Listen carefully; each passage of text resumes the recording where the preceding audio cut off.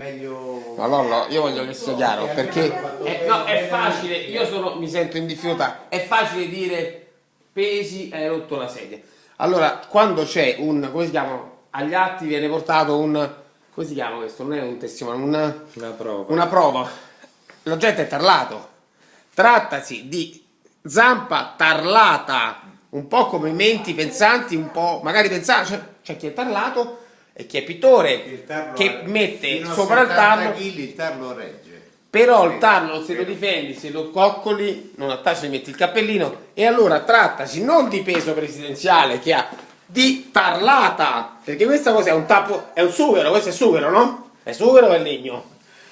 E quindi, cioè il fatto che una piotta sedesse su sedia tarlata, cioè polvere sottile di tarlo, mette dubbi sulla causa. Però quanto è bella sta sedia. Sì, è bella questa sedia, però quanti anni ha questa sedia? Appunto.